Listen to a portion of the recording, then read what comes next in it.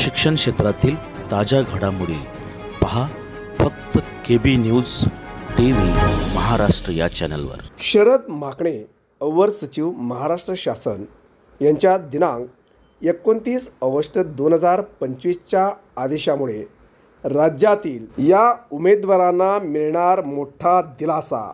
शिक्षक पात्रता परीक्षा 2019 मधील गैरप्रकाराच्या अनुषंगाने सायबर पोलीस स्टेशन पुणे शहर पुणे येथे दाखल असलेल्या गुन्हा रजिस्टर नंबर 56/2021 व 58/2021 या प्रकरणी झालेल्या तपासात ज्या उमेदवारांची नावे आढळून आली आहेत व ज्यांनी CTET अथवा B.Ed या आधारावर TAIT 2022 ही परीक्षा उत्तीर्ण केली आहे व ज्यांनी शिक्षण सेवक पदावर नियुक्ती मिळावी म्हणून माननीय उच्च न्यायालयात दाखल केलेल्या याचिकावर न्यायनिर्णय पारित झाले आहेत, अशा उमेदवारांच्या संदर्भात पुढीलप्रमाणे कारवाई करण्यात यावी।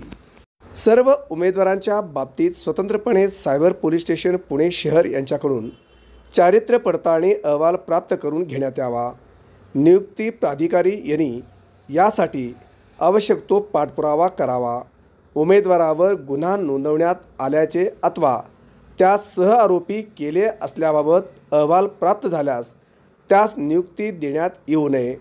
उमेदवारावर अद्यापि गुन्हा नोंदवण्यात आला नाही अथवा त्यास सहआरोपी करण्यात आले नाही असा अहवाल प्राप्त झाल्यास या पत्रासोबत जोडलेल्या नमुन्यात शपथपत्र उमेदवाराने सादर केल्यास त्यास शिक्षण सेवक पदावर नियुक्ती देण्याबाबतची कारवाई नियुक्ती प्राधिकाऱ्यांनी करावी, असेही आदेशामध्ये स्पष्टपणे नमूद आहे।